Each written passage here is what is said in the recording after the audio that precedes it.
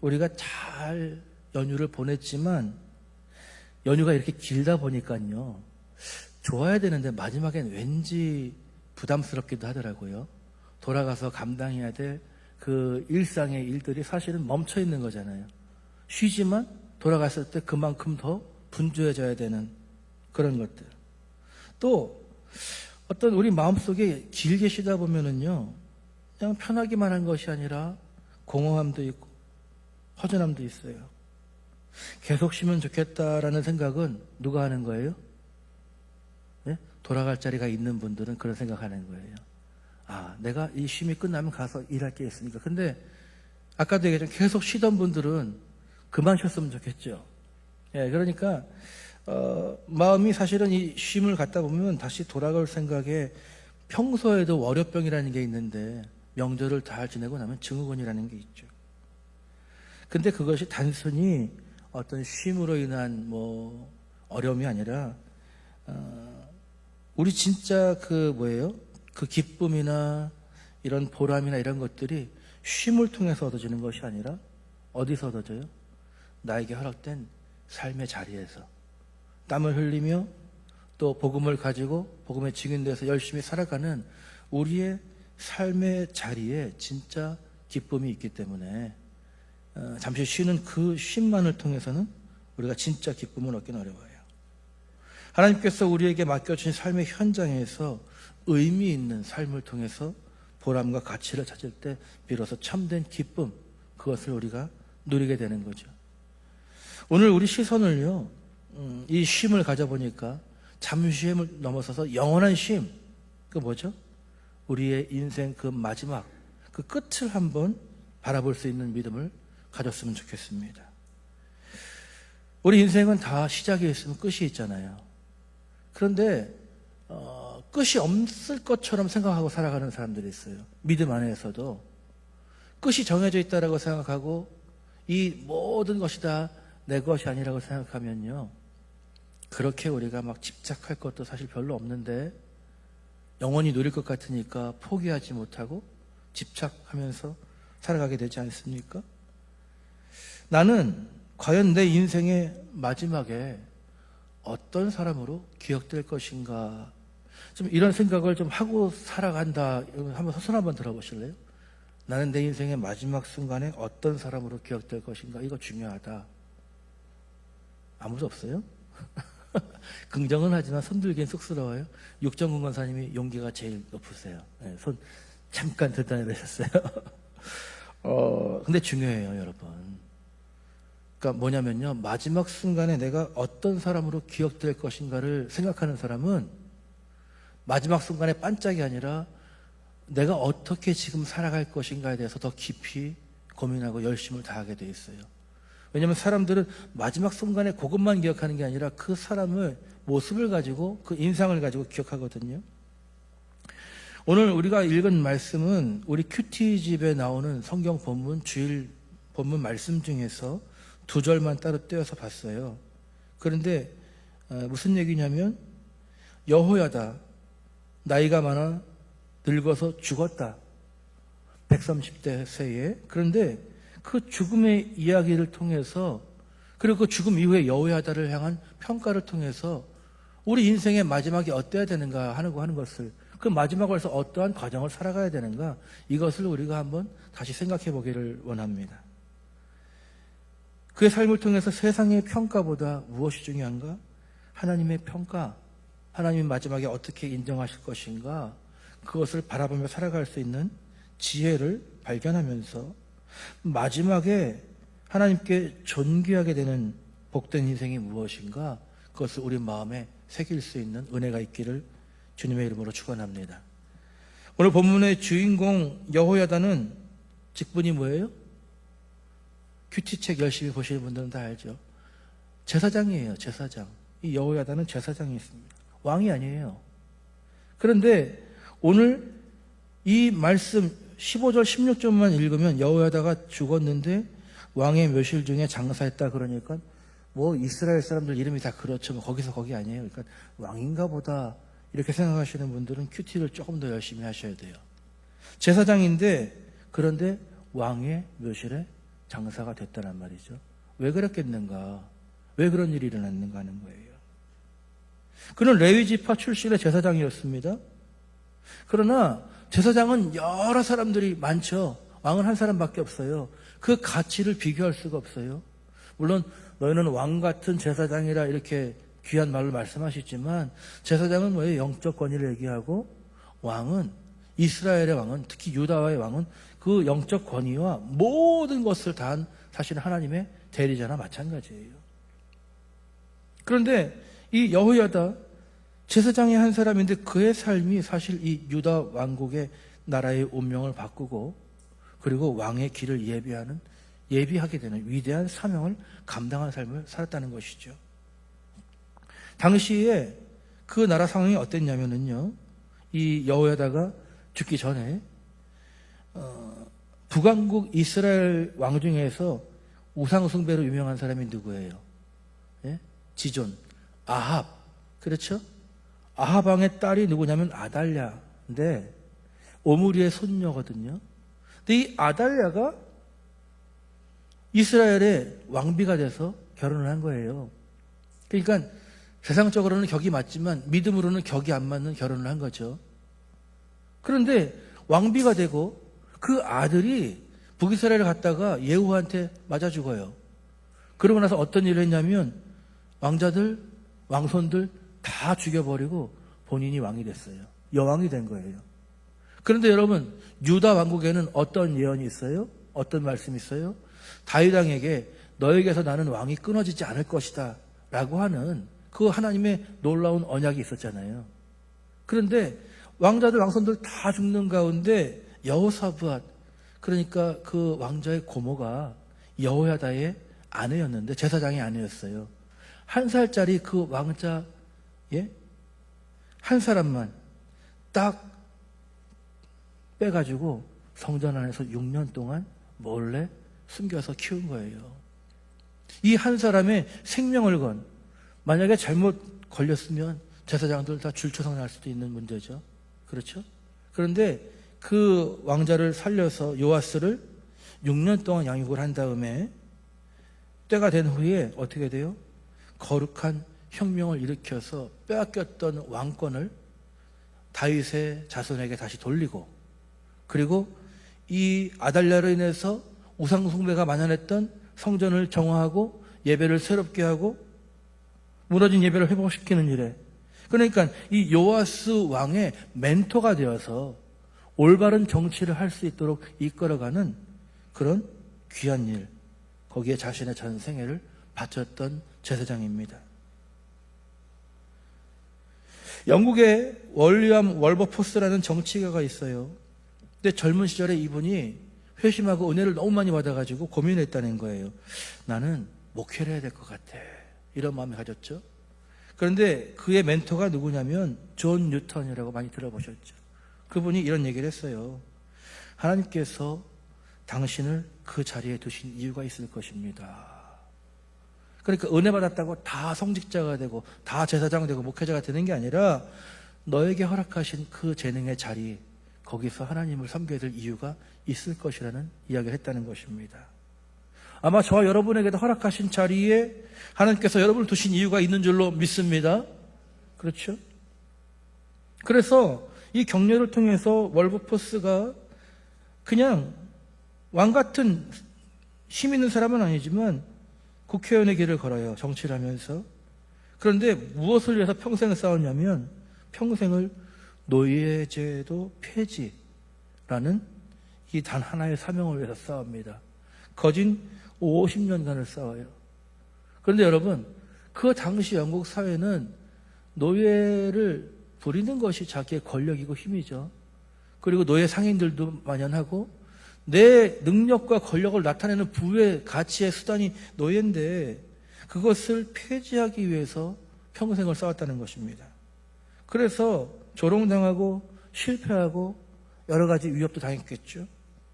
그런데 그가 죽기 사흘 전 어떤 일이 나냐면 영국 전역에서 노예 제도가 폐지되는 위대한 역사를 보게 됐다는 것입니다.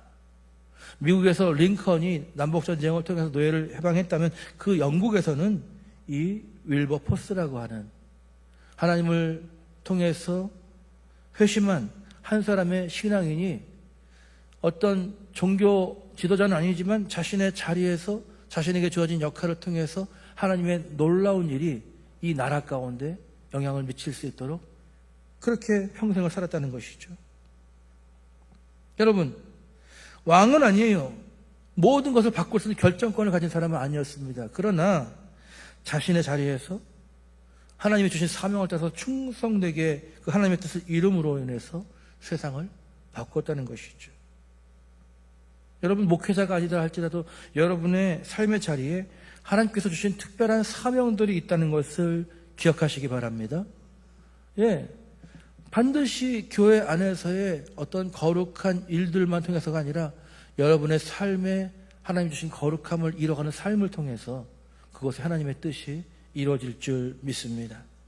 근데 많은 사람들이 자신이 가진 한계를 뛰어넘는 것을 인생의 목표로 설정하는 사람들이 많아요.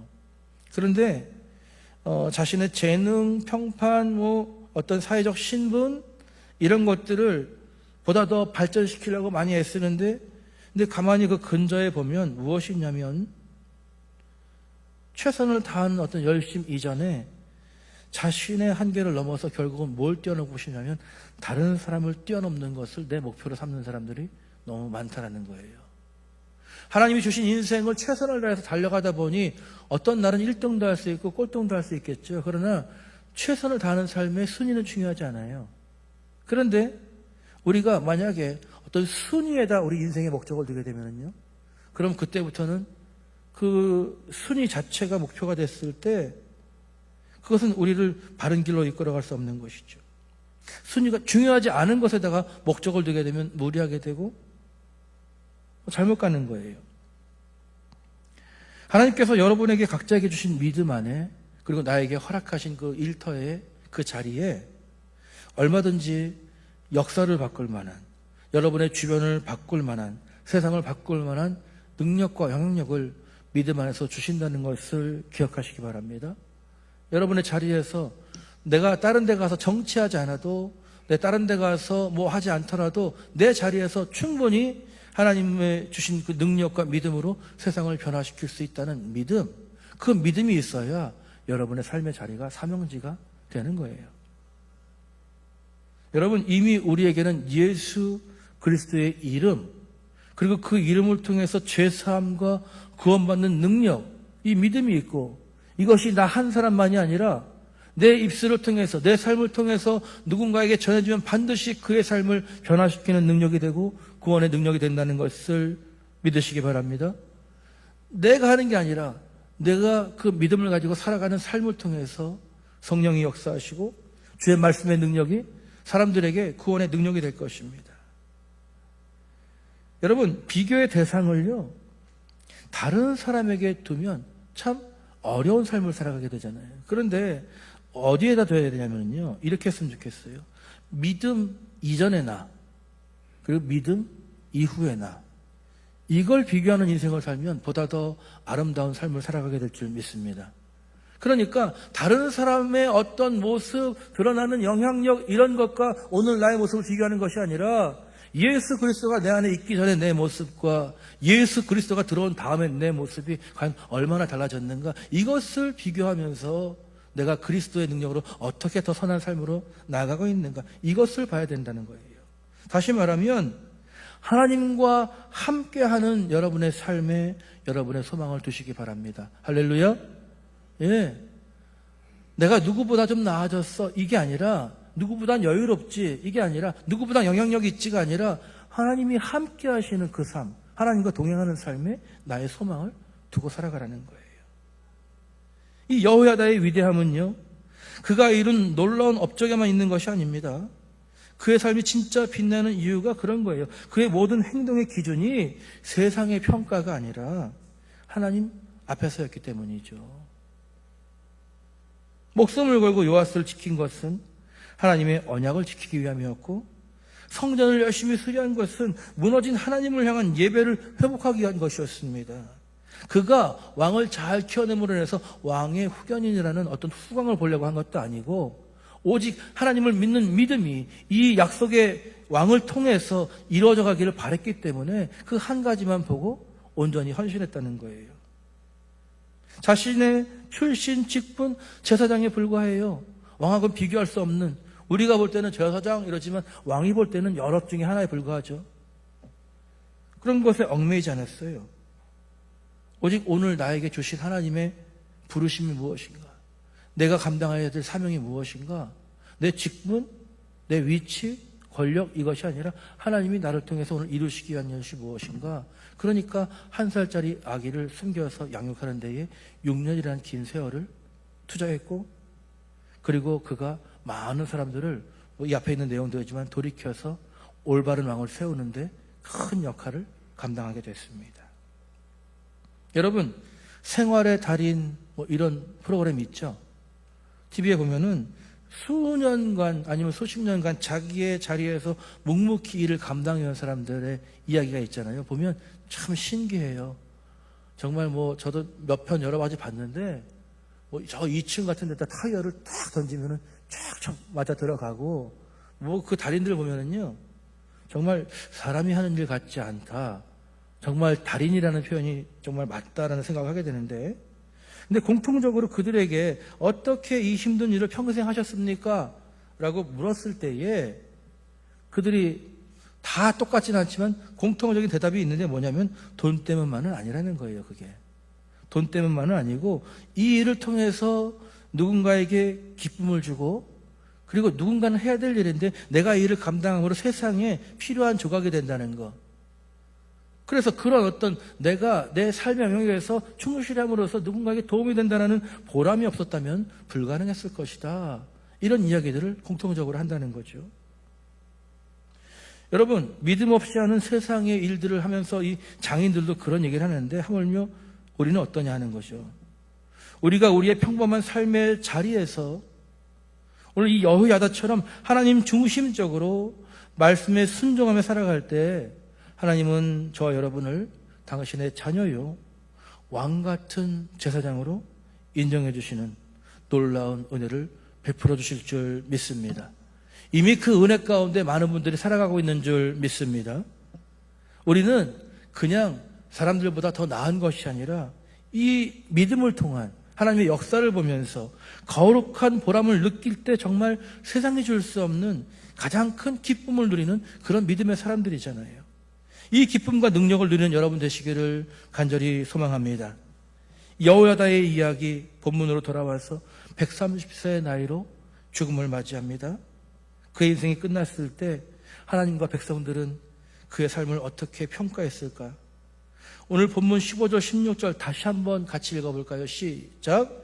여호야다가 나이가 많고 늙어서 죽으니 죽을 때 130세라 무리가 다윗성 여러 왕의 묘실 중에 장사하였으니 이는 그가 이스라엘과 하나님과 그의 성전에 대하여 선을 행하였음이더라. 아멘. 사실 이스라엘 유다 왕 중에서요 왕의 묘실에 못 들어간 사람들도 있잖아요. 그렇죠? 왕이지만 당연히 누리는 그 장사가 왕의 묘실에 들어가는 것인데 너무 우상 숭배를 많이 하고 하나님 보시기에 악을 행해서 백성들이 왕의 묘실에 집어넣지 않은 왕 같지 않은 왕들도 있었단 말이죠. 그런데 이 여호야다는 나이를 다해서 죽었을 때에 이 백성들이 어떻게 하냐면 왕들의 묘실에 장사를 지냈다라는 거예요. 그러니까 신부는 왕이 아니었지만 이 사람을 모든 사람들이 왕같이 존귀한 자로 그의 인생을 바라보고 있었고 그 마지막을 그렇게 예우했다는 것이죠. 우리의 마지막이 그런 마지막이 될 수 있기를, 그런 마지막을 소망하며 나아가는 여러분들이 되시기를 주님의 이름으로 축원합니다. 제사장으로서 받을 수 있는 지금 우리가 누리는 이건 달라요. 정말 왕들이 다스리던 그 시대에 감히 왕의 묘실에 장사가 됐다라는 것은 그냥 일반인으로서 누릴 수 있는 엄청난 영광이고 영예입니다. 그것은 하고 싶다고 될 수 있는 것이 아니고 왕들과 그 다음에 모든 백성들이 다 동의하지 않으면 일어날 수 없는 일이에요. 질서가 있는 거거든요. 그런데 그가 왕실에 장사된 이유가 무엇입니까? 이스라엘과 하나님과 그의 성전에 대해서 예배하는 삶을 위해서 이 민족의 믿음을 위해서 선을 행하였습니다라. 그가 살아온 삶을 통해서 마지막에 그렇게 빛나는 예우를 받았다는 것이죠. 그의 인생에 대한 최종 성과는 제사장이었다는 그 직분이 아니었어요. 그의 삶의 내용을 통해서 왕같이 존귀한 자로 인정을 받았다는 것입니다. 하나님과 그의 성전에 대해서 선을 행했던 것, 어떤 그것이 화려한 업적이기보다는요, 순수한 믿음을 가지고 왕과 이 백성을 이끌어갔던 선한 영향력, 그것을 인정받은 것이죠. 여러분, 부천에 유한대학이라고 있잖아요. 유한양행 아시죠? 거기에 고 유일한 박사가 창업주인데, 그분이 일제강점기에 우리 가난한 나라에 서름을 딛고 기업을 일으킨 존경받는 기업가 아닙니까? 평생을 정직과 신용을 최고의 가치로 여기면서 살았는데, 그가 세상을 떠날 때 많은 사람들은 그 유산에 관심을 가지고 있었어요. 그런데 그 유언장이 공개됐을 때 모든 사람이 깜짝 놀랐는데, 전 재산을 사회에 환원하고 심지어 아들에게는 대학까지 졸업시켰으니 앞으로는 자립해서 살아가라, 이런 유언을 남겼기 때문입니다.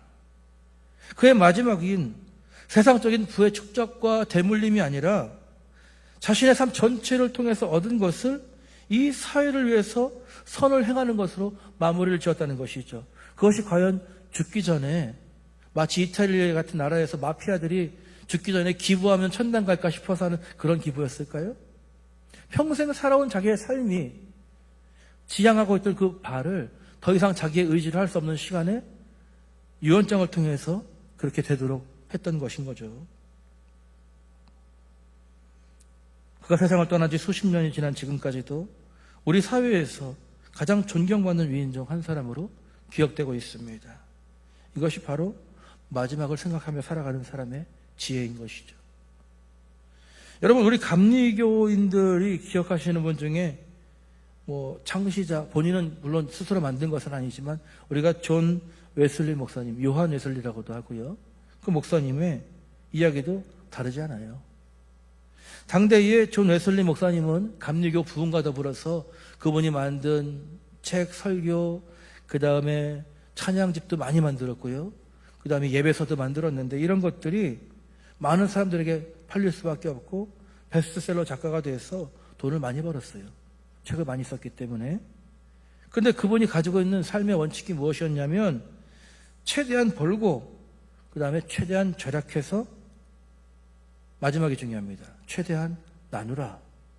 예, 이 원칙을 가지고 사셨어요. 그러니까 열심을 다하고 그 다음에 흥청망청할 것이 아니라 자기 스스로도 근검절약하되 최대한 많이 나누라는 것이죠. 그런데 그분이, 이 웨슬리 목사님 떠나셨을 때에 그의 남은 유품을 정리하다 보니까 남아있는 것이 몇 파운드의 동전, 그리고 낡은 옷 몇 벌, 이것만 남아있었다라는 거예요. 그렇게 돈을 많이 벌었던 분이시지만 지금도 유명한 목사님들 보면 책 많이 쓰시잖아요. 그러면 은퇴하시면서 난 교회에서 아무것도 안 받아 이러지만 안 받아도 돼요, 그분들은. 왜냐하면 인세가 많이 나와요. 그러니까 책 한 번 안 써본 분들은 어떻게 그런 얘기를 하느냐, 다 똑같진 않는데, 이런 얘기 하는데, 이건 옆으로 빠진 얘기고요. 어쨌든 유명하면 책이 많이 팔리고 본인은 이제 누릴 수 있었지만, 근데 뭐예요? 자기한테 오는 물질들을 다 나눔에다가 활용하고 나니까 죽은 다음에 동전 몇 개밖에 안 남았다라는 거예요. 그만큼 청빈한 삶을 살았다는 것이죠. 이 웨슬리의 진정한 유산이 무엇입니까? 결국 영국 사회를 변화시키고 그 감리교 운동과 수많은 영혼들, 그것이 미국에 가서 미국 선교가 되어지고, 오늘 저를 비롯한 여러분이 산돌교회, 이 감리교회라고 하는 산돌교회에서 이렇게 예수 그리스도의 제자로 살아가는 이 감리교회에서 신앙생활 할 수 있는 것 중에 많은 지분이 이 웨슬리 목사님의 이 신앙적, 영적 자양분이 그 바탕이 되었다라고 하는 것을 부정할 수 없는 거예요. 여러분, 유일한 박사님도 웨슬리 목사님도 모두 다 마지막에 자신이 가진 것을 통해서 어떻게 했다고요? 하나님과 이웃을 향해서 선을 행함으로 세상이 줄 수 없는 영원한 존귀함을 얻은 것입니다. 그분들에 대한 평가는 돌아가셨지만 바뀌지 않아요. 계속 그것으로 남아있는 것이죠. 별처럼 빛나고 있는 것입니다. 그러나 여러분, 성경 속에서 이 세상의 재물과 영광을 그 누구보다 화려하게 가졌던 사람이 누굽니까? 솔로몬이라는 왕이 있지 않습니까?